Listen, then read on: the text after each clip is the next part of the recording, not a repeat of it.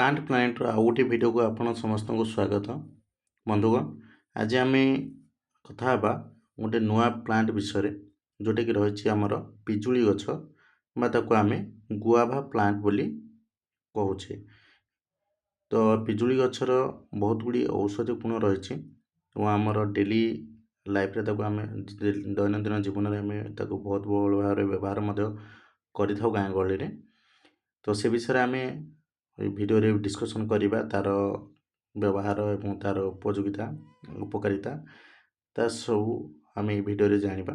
ଭିଡ଼ିଓଟିକୁ ଆରମ୍ଭରୁ ଶେଷ ପର୍ଯ୍ୟନ୍ତ ଦେଖନ୍ତୁ, ବହୁତ ଗୁଡ଼ିଏ ତଥ୍ୟ ଆପଣ ଜାଣିପାରିବେ ଏବଂ ଭିଡ଼ିଓଟି ଭଲ ଲାଗିଲେ ନିଜର ସାଙ୍ଗମାନଙ୍କ ସହିତ ସେୟାର କରିବେ, ଚ୍ୟାନେଲଟିକୁ ସବସ୍କ୍ରାଇବ୍ କରିବେ। ତ ଚାଲନ୍ତୁ ଭିଡ଼ିଓଟିକୁ ଆରମ୍ଭ କରିବା। ଆପଣ ପିଜୁଳି ଗଛକୁ ସମସ୍ତେ ଜାଣିଛନ୍ତି, ତାକୁ ଆମେ ଗୁଆଭା ପ୍ଲାଣ୍ଟ ବା ହିନ୍ଦୀରେ ଅମୃତ ବୋଲି କୁହାଯାଏ। ତ ସେ ଯେଉଁ ପ୍ଲାଣ୍ଟ ରହିଛି ଆପଣଙ୍କର ନିଜ ନିଜ ବାଡ଼ି ବଗିଚାରେ ଆପଣ ସମସ୍ତେ ଦେଖିଥିବେ। ତ ସେ ପ୍ଲାଣ୍ଟଟିକୁ ମୁଁ ଆପଣଙ୍କୁ ପ୍ରଥମେ ଦେଖାଇ ଦେବାକୁ ଚାହୁଁଛି। ତ ଦେଖନ୍ତୁ, ଆପଣଙ୍କର ପ୍ଲାଣ୍ଟଟି ହେଉଛି ଏହା ପିଜୁଳି ଗଛ। ଦେଖିବାକୁ ଏହିପରି ତାର ଫଳକୁ ଆମେ ଖାଇଥାଉ। ତାର ଷ୍ଟେମ୍ ବା ତାର ଯେଉଁ ରହିଛି ଡାଳକୁ ଆମେ ଦାନ୍ତକାଠି ରୂପରେ ବ୍ୟବହାର କରିଥାଉ। ବହୁତ ଜାଗାରେ ପତ୍ରକୁ ଗରମ କରି ତାକୁ ପିଅନ୍ତି ଲୋକମାନେ। ବହୁତ ଗୁଡ଼ିଏ ଫାଇଦା ରହିଛି ପିଜୁଳି ଗଛର। ତ ଚାଲନ୍ତୁ ଭିଡ଼ିଓଟିକୁ ସମ୍ପୂର୍ଣ୍ଣ ଭାବେ ଦେଖିବା, ତଥ୍ୟ ଗୁଡ଼ିକ ଜାଣିବା। ଆମ ସମାଜରେ ପିଜୁଳି ଏକ ଅତି ପରିଚିତ ଏବଂ ସହଜଲଭ୍ୟ ଫଳ। କେବଳ ସ୍ୱାଦିଷ୍ଟ ଫଳ ପାଇଁ ନୁହେଁ, ବରଂ ଏହାର ସମଗ୍ର ଗଛ, ବିଶେଷ କରି ଏହାର ପତ୍ର, ଛାଲି ଏବଂ ଚେର ଆୟୁର୍ବେଦରେ ବିଭିନ୍ନ ପ୍ରକାର ରୋଗ ନିରାକରଣ ପାଇଁ ବ୍ୟବହାର କରାଯାଏ। ପିଜୁଳି ପତ୍ରରେ ପ୍ରଚୁର ପରିମାଣରେ ଆଣ୍ଟିଅକ୍ସିଡାଣ୍ଟ ରହିଥାଏ। ଆଣ୍ଟିଅକ୍ସିଡାଣ୍ଟ ଆମେ ଜାଣିଛେ ଆମର ଆଇଜିଂକୁ କମ୍ କରେ, ରୋଗ ପ୍ରତିରୋଧକ ଶକ୍ତି ବଢ଼ାଏ। ଭିଟାମିନ୍ ସି ରହିଥାଏ, ପୋଟାସିୟମ୍, ଫାଇବର ଆଦି ରହିଥାଏ, ଯାହା ସ୍ୱାସ୍ଥ୍ୟ ପାଇଁ ଅତ୍ୟନ୍ତ ଲାଭଦାୟକ। ତ ଏଥିରେ ଆମର ରହିଯାଉଛି ପ୍ରଥମତଃ ରହୁଛି ଆଣ୍ଟିଅକ୍ସିଡାଣ୍ଟ। ଆପଣ ଜାଣିଛନ୍ତି ଆଣ୍ଟି ଅକ୍ସିଡାଣ୍ଟ ରହିଛି, ତା ସହିତ ରହିଛି ଭିଟାମିନ୍ ସି ରହିଛି, ତା ସହିତ ରହିଛି ପୋଟାସିୟମ୍ ବା ତାକୁ ଆମେ କେ ବୋଲି କହିଥାଉ। ପୋଟାସିୟମ୍ ରହିଛି, ଫାଇବର ତନ୍ତୁ ଫାଇବର ରହିଛି। ତ ଏମିତି ବହୁତ ଗୁଡ଼ିଏ ସେଥିରେ ରହିଛି, ଜିନିଷ ଗୁଡ଼ିକ ରହିଛି ଏବଂ এই ଜିନିଷ ରହିବା ଦ୍ୱାରା ଆମର ବହୁତ ଗୁଡ଼ିଏ ହିତ ସାଧନ ହେଉଛି ପ୍ଲାଣ୍ଟକୁ ଆମେ ବ୍ୟବହାର କରିବା ଦ୍ୱାରା। ଚାଲନ୍ତୁ ଜାଣିବା ସମ୍ପୂର୍ଣ୍ଣ ବିଷୟଟି। ପ୍ରଥମେ ରହିଛି ମଧୁମେହ ବା ଡାଇବେଟିସ୍ ନିୟନ୍ତ୍ରଣ। ରକ୍ତରେ ଶର୍କରା ହ୍ରାସ ହୋଇଥାଏ। ଶର୍କରା ବଢ଼ିଲେ ଆମେ ଜାଣିଛେ ଡାଇବେଟିସ୍ ହୋଇଥାଏ। ଯେତେବେଳେ ଆମ ଶରୀରରେ ଶର୍କରା ବଢ଼େ ଆମର ଡାଇବେଟିସ୍ ହୋଇଥାଏ। ଶର୍କରା ହ୍ରାସ ହୋଇଥାଏ। ପିଜୁଳି ପତ୍ରରେ ଥିବା ଉପାଦାନ ଭୋଜନ ପରେ ଶରୀରରେ ହଠାତ୍ ସୁଗାରକୁ ବୃଦ୍ଧି କରିଥାଏ। ଆମର ଯେତେବେଳେ ଡାଇବେଟିସ୍ ହୋଇଥାଏ, ଡାଇବେଟିସ୍ ହେଲା ପରେ ଆମର ଦୁଇଟି ଚେକ୍ କରାଯାଏ। ଯଦି ଡାଇବେଟିସ୍ ଗୋଟେ ଲୋକଙ୍କୁ ହେଇଛି ତାହେଲେ ତାକୁ ଦୁଇଥର ତାର ରକ୍ତ ପରୀକ୍ଷା କରାଯାଏ। ଗୋଟେ ହେଉଛି ଫାଷ୍ଟିଂ, ଯେଉଁଟାକୁ କୁହାଯାଏ ମାନେ ଖାଇବା ପୂର୍ବରୁ, ଠିକ୍ ଅଛି। ଗୋଟେ ହେଉଛି ଖାଇବା ପୂର୍ବରୁ, ଗୋଟେ ହେଉଛି ବିଫୋର ଫୁଡ୍, ମାନେ ଖାଇବା ପୂର୍ବରୁ ଗୋଟେ ହେଉଛି, ଆଉ ଗୋଟେ ହେଉଛି ଆଫ୍ଟର ଫୁଡ୍। କାହିଁକି ହୁଏ ନା, ଖାଇବା ପୂର୍ବରୁ ଆମର ସୁଗାର ମାତ୍ରା ଅଲଗା ଥାଏ, ଖାଇବା ପରେ ସୁଗାର ମାତ୍ରା ବଢ଼ି ଯାଇଥାଏ। ମନେକର ଖାଇବା ପୂର୍ବରୁ 100 ତା'ର ଯେଉଁ ମାପ ଅଛି, ମନେକର 100 ଅଛି, ତାହେଲେ ଖାଇବା ପରେ ଜଣେ ଜଣଙ୍କର ବ୍ୟକ୍ତିଙ୍କର ବଢ଼ିକି 200 250 ଏମିତି ଲେବୁଲକୁ ଚାଲିଯାଏ ସୁଗାର ଲେବୁଲ। ତାହେଲେ ଏଇଠି ଖାଇବା ପୂର୍ବରୁ ତେଣୁ ଗୋଟେ ଥର ପରୀକ୍ଷା କରାଯାଏ, ଖାଇବା ପରେ ଗୋଟେ ଥର ଚେକ୍ କରାଯାଏ। ଯେଉଁ ରକ୍ତରେ ରହିଛି ସୁଗାର, ସେଟା ଯଦି ବଢ଼ିଯାଏ ତାହେଲେ ଡାଇବେଟିସ୍ ଆମର ହେଇଥାଏ। ନର୍ମାଲ ଯଦି ରହୁଛି, ଟିକେ ବଢ଼ୁଛି, ତାହେଲେ ସେ କିଛି ଅସୁବିଧା ନାହିଁ। କିନ୍ତୁ ଲେବଲ୍ ଯଦି ବହୁତ ମାତ୍ରାରେ ବଢ଼ିଯାଏ ତାହେଲେ ସେଇଟା ଡାଇବେଟିସ୍ ରୋଗର କାରଣ। ତ ଆମର ଯେତେବେଳେ ଚେକ୍ କରାଯାଏ, ଏହିପରି ଭାବରେ ଚେକ୍ କରାଯାଏ। ଏବଂ ଯଦି ଡାଇବେଟିସ୍ ଅଛି ଗୋଟେ ଲୋକର, ଖାଇବା ପରେ ହଠାତ୍ ତା'ର ସୁଗାର ଲେବୁଲ୍ ବଢ଼ିଯାଉଛି, ତାହେଲେ ସେ କ'ଣ କରିପାରିବ ନା ସେଇ ପିଜୁଳିକୁ ବ୍ୟବହାର କରିପାରିବ। ପିଜୁଳିକୁ ବ୍ୟବହାର କରିବା ଦ୍ୱାରା ତା'ର ଡାଇବେଟିସ୍ କମ୍ ହେବ। କେମିତି ବ୍ୟବହାର କରିବ? ପିଜୁଳି ପତ୍ର ଚା କରିକି ପିଇବ। ସେ ରକ୍ତରେ ଶର୍କରା ଓ ସୁଗାର ପରିମାଣକୁ କମ୍ କରିବାରେ ସାହାଯ୍ୟ କରେ। ଏହା ଶରୀରର ଇନ୍ସୁଲିନ୍ ପ୍ରବାହକୁ ବୃଦ୍ଧି କରିଥାଏ, ଯାହାଦ୍ୱାରା ଖାଦ୍ୟ ଖାଇବା ପରେ ହେଉଥିବା ହଠାତ୍ ସୁଗାର ବୃଦ୍ଧିକୁ ରୋକାଯାଇପାରିବ। ନିୟମିତ ଭାବେ ସେବନ ଦ୍ୱାରା ଯେଉଁ ରହିଛି ଆମର ଟାଇପ୍ 2 ମଧୁମେହ, ତାହେଲେ ସେଇଟା ଆମର ବନ୍ଦ ହୋଇଯିବ। ଇନ୍ସୁଲିନ୍ ବଢ଼ାଇବ, ଯାଇକି କ'ଣ ହେବ? ସୁଗାର ଲେବୁଲଟା କମ୍ ହୋଇଯିବ। ତାପରେ ଯେତେବେଳେ ଦେଖିବା ଓଜନ ହ୍ରାସ, ମେଦବହୁଳତା, ଏହା କ'ଣ କରେ ନା ଷ୍ଟାର୍ଚ ରୂପାନ୍ତରଣକୁ ରୋକିଥାଏ। ପିଜୁଳି ପତ୍ରର ରସ ଶରୀରରେ ଜଟିଳ ଷ୍ଟାର୍ଚକୁ ଶର୍କରାରେ ପରିଣତ କରିଥାଏ। ଯେଉଁ ଆମେ ଖାଉଛେ, ଆମର ଖାଦ୍ୟ ଗୁଡ଼ିକ ଗ୍ଲୁକୋଜ୍ ହେଇକି ଆମ ଶରୀରରେ ରହିଥାଏ।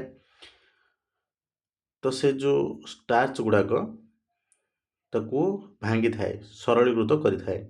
ଭାଙ୍ଗିବା ଦ୍ୱାରା ସେଇଟା ଆମ ଶରୀରରେ ଲାଗେ। ତାହେଲେ ଏଇ ପିଜୁଳି ପତ୍ର ଆମେ ଖାଇବା ଦ୍ୱାରା ଆମ ଶରୀରରେ ଚର୍ବି ଏବଂ ଅନାବଶ୍ୟକ ଚର୍ବି ମଧ୍ୟ ଜମା ହେବା ବନ୍ଦ ହୁଏ। ଚର୍ବି ଅଧିକା ଜମା ହୁଏ ନାହିଁ ଏବଂ ରକ୍ତ ଆମ ଶରୀରରେ ଠିକ୍ ଭାବରେ କାମ କରିଥାଏ। ରକ୍ତ ସଞ୍ଚାଳନ, ଶିରା ପ୍ରଶିରାରେ ରକ୍ତ ଠିକ୍ ଭାବରେ କାମ କରିଥାଏ। ଏବଂ ଏହାର ଯେଉଁ ମୁଖ୍ୟ ଗୁଣରେ ରହିଛି, ଶରୀରରେ ଯେଉଁ ଅଛି ଆମର ରକ୍ତର ପଥ ଯେଉଁଟାକି ରହିଛି କେଉଁଟା ଶିରା ପ୍ରଶିରାରେ, ସେଥିରେ ଆମର କ'ଣ ହୁଏ ନା ବେଳେବେଳେ ଚର୍ବି ଜମିଯାଏ। ଏମିତି ଚର୍ବି ତା'ର ଜମିଯାଏ, ଚର୍ବି ଦ୍ୱାରା ବ୍ଲକ୍ ହେଇଯାଏ। ବ୍ଲକ୍ ହେଇଗଲେ ଆମକୁ ହାର୍ଟ ଆଟାକ୍ ହେଇଥାଏ। ତାହେଲେ ଏଇ ଚର୍ବି କମେଇବାରେ ସାହାଯ୍ୟ କରେ କିଏ? ଆମର ପିଜୁଳି। ଏବଂ ଏହାକୁ ଅନାବଶ୍ୟକ ଚର୍ବି ଜମା କରିବାରେ ବନ୍ଦ କରିଥାଏ, ଷ୍ଟାର୍ଚକୁ ଶର୍କରାରେ ପରିଣତ କରେ। ତେଣୁ ଆମେ ପିଜୁଳିକୁ ବ୍ୟବହାର କରିବା। ତାପରେ ରହିଲା ପାଚନ ତନ୍ତ୍ରର ସୁରକ୍ଷା। ଆଣ୍ଟି ମାଇକ୍ରୋବାୟାଲ ଗୁଣ ରହିଛି ଏଥିରେ ରହିବା ଦ୍ୱାରା ପିଜୁଳି ପତ୍ରରେ ଥିବା ଗୁଣ ଏହାକୁ ଆମେ ରହିବା ଦ୍ୱାରା ଆମର ବ୍ୟାକ୍ଟେରିଆକୁ ନଷ୍ଟ କରେ। କ୍ଷତିକାରକ ବ୍ୟାକ୍ଟେରିଆ ଯେଉଁ ଆମ ଶରୀରରେ ରହେ ତାକୁ ନଷ୍ଟ କରିଥାଏ। ପେଟ ସମସ୍ୟାର ମୁକ୍ତି। ଏହାର କାଢ଼ା ପିଇବା ଦ୍ୱାରା ଡାଇରିଆ, ଝାଡ଼ା ବାନ୍ତି ଯେଉଁଟା ଆମେ କହୁଛେ, ବା ଆମାଶୟ ଭଳି ରୋଗ ଶୀଘ୍ର ଭଲ ହୋଇଯାଏ। ତେଣୁ ଆମେ ପାଚନ କ୍ରିୟାକୁ, ଆମ ପେଟକୁ ଭଲ ରଖିବା ପାଇଁ ଆମେ ତାକୁ ବ୍ୟବହାର କରିପାରିବା। ପିଜୁଳିକୁ ପିଜୁଳି ତ ଆମେ ଖାଉଛେ, ପାଚିଲା ପିଜୁଳି ଖାଉଛେ, କଞ୍ଚା ପିଜୁଳି, ତାକୁ ଆମେ ଚା କରିକି ପିଇବା। ହୃଦୟର ସ୍ୱାସ୍ଥ୍ୟ ରକ୍ଷା, ହୃଦୟ ମଧ୍ୟ ସ୍ୱାସ୍ଥ୍ୟ ରକ୍ଷା, ଯେଉଁଟା ଆପଣଙ୍କୁ କହିଲି, ଆମ କୋଲେଷ୍ଟ୍ରଲ ବା ଚର୍ବି ଯେଉଁ ଆମର ରହୁଛି ତାକୁ କମାଇଥାଏ। ହୃଦଘାତ ଯେଉଁ ହେଇଯାଏ ସେଇଟା କମାଇଥାଏ। ଆମର ହାର୍ଟକୁ ଠିକ୍ ରଖିଥାଏ, ରକ୍ତଚାପ ସଠିକ୍ ଭାବରେ ହେଇଥାଏ। ଏଇଟା ହୃଦୟର ରକ୍ଷା କରିଥାଏ। ତେଣୁ ଆମେ ପିଇବା। ତାକୁ କେମିତି ପ୍ରସ୍ତୁତି ଏଠି ଲେଖା ହେଇଥିବ, 5-6ଟି କୋମଳ ପିଜୁଳି ପତ୍ରକୁ ପାଣିରେ 10 ମିନିଟ୍ ଫୁଟାଇ ଛାଣି ସେଥିରେ ଅଳ୍ପ ମହୁ କିମ୍ବା ଲେମ୍ବୁ ରସ ମିଶାଇ ପିଇପାରିବେ। ଠିକ୍ ଅଛି। ତାପରେ ପାଟିର ଓ ଦାନ୍ତର ଯତ୍ନ। ଆମେ ଜାଣିଛେ ଗାଁ ଗହଳିରେ ଆମେ ଯେତେବେଳେ ଛୋଟ ଥିଲୁ, ମୁଁ ମୋ କଥା କହୁଛି ଆପଣଙ୍କୁ, ଆମେ ପିଲାବେଳେ ଦାନ୍ତକାଠି ବ୍ୟବହାର କରିଥାଉ। ଦାନ୍ତକାଠି ବ୍ୟବହାର କରିବା ଦ୍ୱାରା ଦାନ୍ତ ସେ ଯେଉଁ ରହିଛି ଅର୍ଗାନିକ୍ ଜିନିଷ ଗୁଡ଼ିକ, ଯେଉଁ ସାର ଗୁଡ଼ିକ ରହିଛି ଦାନ୍ତକାଠିରେ, ସେଗୁଡ଼ିକ ଆମ ଦାନ୍ତ ମାଢ଼ିକୁ ସୁସ୍ଥ ରଖିଥାଏ। ଦାନ୍ତ ତ ସଫା ହୁଏ, ତା ସହିତ ଦାନ୍ତର ମାଢ଼ି ସମସ୍ୟା ହୁଏ ନାହିଁ, ଦାନ୍ତ ବିନ୍ଧା ହୁଏ ନାହିଁ। ତେଣୁ ପାଟିରେ ଓ ଦାନ୍ତର ଯତ୍ନ ନେବା ପାଇଁ ଆମେ ଏଟାକୁ ବ୍ୟବହାର କରିପାରିବା। ସେ କ'ଣ ରହିଛି ନା ଦାନ୍ତ ବିନ୍ଧାରୁ ଆରାମ ମିଳିବ ଆମକୁ, ଠିକ୍ ଅଛି। ଦାନ୍ତ ବିନ୍ଧାରୁ ଆରାମ ମିଳିବ, ଆଉ ଗୋଟେ ଦୁର୍ଗନ୍ଧ ନାଶ କରିବ। ଏହାର ପତ୍ର ସିଝା ପାଣି କୁଳୁକୁଚା କଲେ ବା ଗାର୍ଗଲ କଲେ ପାଟିର ଦୁର୍ଗନ୍ଧ ଦୂର ହୋଇଥାଏ। ତାପରେ କାଶ ଏବଂ ଥଣ୍ଡାରୁ ମୁକ୍ତି। ଭିଟାମିନ୍ ସି ଜାଣିଲେ ଆମେ, ଭିଟାମିନ୍ ସି ପ୍ରଚୁର ମାତ୍ରାରେ ରହିଛି, ଯାହାକି ଆମର ଚର୍ମକୁ ସଠିକ୍ ଭାବରେ ରଖିଥାଏ। ଆଇରନ୍ ମଧ୍ୟ ରହିଛି। ଆମର ଆଇରନ୍ ରହିବା ଦ୍ୱାରା ଆମ ଶରୀରକୁ ବହୁତ ଫାଇଦା ରହିଥାଏ। ଶରୀର ରକ୍ତ ସଠିକ୍ ଭାବରେ ତିଆରି ହୋଇଥାଏ।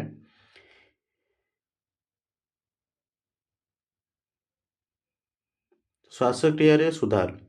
ଏହାର ସେବନ ଦ୍ୱାରା ଫୁସ୍ଫୁସ୍ ସଫା ରହେ, ଆମର ଶ୍ୱାସକ୍ରିୟା ଠିକ୍ ଭାବରେ ହୁଏ, ଗଳା ବସିବା ସମସ୍ୟାରୁ ଆରାମ ମିଳେ, ଶ୍ୱାସକ୍ରିୟା ସୁଧାର ହୁଏ। ତ ଏଇଟାକୁ ଆମେ ପିଜୁଳିକୁ ବ୍ୟବହାର କରିବା। ପିଜୁଳି ଏଇଟା କେଉଁଟା ବ୍ୟବହାର କରିବା? ଆମେ ଏଟାକୁ ଚା ରୂପରେ ଆମେ ଯେଉଁ ବ୍ୟବହାର କରୁଛେ, ଆମେ ତାକୁ ଖାଉଛେ। ତ୍ୱଚା ଓ କେଶର ସୌନ୍ଦର୍ଯ୍ୟ ବୃଦ୍ଧି। ବ୍ରଣ ଦୂରୀକରଣ କରିଥାଏ। ପିଜୁଳି ପତ୍ରକୁ ବାଟି ମୁହଁରେ ଲଗାଇଲେ ବ୍ରଣ ଏବଂ କଳା ଦାଗ ସଫା ହୋଇଥାଏ। କେଶ ମଜବୁତ କରିବା ପାଇଁ ପିଜୁଳି ପତ୍ର ଫୁଟା ପାଣିରେ କେଶର ମୂଳକୁ ମସାଜ କଲେ କେଶ ଝଡ଼ିବା ବନ୍ଦ ହୋଇଥାଏ। ତ କେଶ ପାଇଁ ମଧ୍ୟ ବହୁତ କାମ କରିଥାଏ ଜିନିଷଟି। ତ ଆମେ ଏଟାକୁ ୟୁଜ୍ କରିବା। ପିଜୁଳିକୁ ଆମର ଚା ରୂପରେ ବ୍ୟବହାର କରିପାରିବୁ, କିମ୍ବା ଆମେ ତାକୁ ଗରମ ପାଣିରେ ଫୁଟେଇକି ଚା ଭାବରେ ଆମେ ପିଇପାରିବା, ଠିକ୍ ଅଛି। କଞ୍ଚା ବା ତାକୁ ଆମେ ପାଚିଲା ଖାଇପାରିବା, ଠିକ୍ ଅଛି। ଆମେ ଯେପରି ଭାବରେ ଆମେ ବ୍ୟବହାର କରିବା ଆମ ପାଇଁ ଭଲ ରହିବ। ତେଣୁ ଆମେ ପିଜୁଳିକୁ ଆମ ଦୈନନ୍ଦିନ ଜୀବନରେ ବ୍ୟବହାର କରିବା, ଯାହାଫଳରେ କି ଆମର ଏଇସବୁ ଜିନିଷ ଗୁଡ଼ିକ ଆମ ଶରୀରକୁ ଲାଭ ଦେବ। ଭିଟାମିନ୍ ସିର କେବେ ବି ଅଭାବ ହେବନି, ଭିଟାମିନ୍ ସି ମିଳିବ। ଏଥିରେ ଆମର ପୋଟାସିୟମ୍ ଅଛି, ଦେହକୁ ଆମକୁ ଏନର୍ଜି ମିଳିବ। କେ ରହିଛି ପୋଟାସିୟମ୍। ଆଣ୍ଟି ଅକ୍ସିଡାଣ୍ଟ ରହିଛି, ଆଣ୍ଟି ଅକ୍ସିଡାଣ୍ଟ, ଆଣ୍ଟି ମାଇକ୍ରୋବାୟାଲ ପ୍ରପର୍ଟି ରହିଛି, ଠିକ୍ ଅଛି। ଆଣ୍ଟି ମାଇକ୍ରୋବାୟାଲ ଏହାଦ୍ୱାରା ଆମର ଯେଉଁ ରହିଛି ଆମ ଶରୀରରେ ଆଣ୍ଟି ମାଇକ୍ରୋବାୟାଲ ପ୍ରପର୍ଟି ଯୋଗୁଁ ଆମ ଯେଉଁ ବ୍ୟାକ୍ଟେରିଆ ଗୁଡ଼ିକ ଆମ ଶରୀର ପାଇଁ କ୍ଷତିକାରକ, ସେଗୁଡ଼ିକ କୌଣସି ପ୍ରୋବ୍ଲେମ୍ ହୁଏ ନାହିଁ। ତାପରେ ଆମେ ଜାଣିଲେ ଯେ ମେନ୍ ମୁଖ୍ୟ ଜିନିଷ ହେଉଛି ଡାଇବେଟିସ୍। ଡାଇବେଟିସ୍ ପାଇଁ ଏହା ବହୁତ ଲାଭଦାୟକ ଆମ ପାଇଁ ରହିଥାଏ। ଡାଇବେଟିସ୍ ରୋଗକୁ ଆମକୁ ରକ୍ଷା କରେ। ଶର୍କରା, ଇନ୍ସୁଲିନ୍ ସଠିକ୍ ଭାବରେ ବାଲାନ୍ସରେ ହେଇଥାଏ। ତେଣୁ ଆମେ ପିଜୁଳିକୁ ଆମ ଦୈନନ୍ଦିନ ଜୀବନରେ ନିହାତି ଭାବେ ବ୍ୟବହାର କରିବା। ତାହେଲେ ଭିଡ଼ିଓଟି ଆପଣ ଯଦି ଭଲ ଲାଗିଛି, ଲାଇକ୍ ସବସ୍କ୍ରାଇବ୍ କରିବେ ଚ୍ୟାନେଲଟିକୁ, ସାଙ୍ଗମାନଙ୍କ ସହିତ ସେୟାର କରିବେ, ସେମାନେ ମଧ୍ୟ ଏହି ଭିଡ଼ିଓରେ ଏହି ତଥ୍ୟ ଗୁଡ଼ିକୁ ଜାଣିପାରନ୍ତୁ ଏବଂ ଦୈନନ୍ଦିନ ଜୀବନରେ ପିଜୁଳିକୁ ବ୍ୟବହାର କରନ୍ତୁ। ଦେଖା ହେବା ନେକ୍ସଟ ଭିଡ଼ିଓରେ ଆଉ ଗୋଟେ ପ୍ଲାନ୍ ସହିତ। ସେ ପର୍ଯ୍ୟନ୍ତ ଧନ୍ୟବାଦ। ଜୟ ଜଗନ୍ନାଥ।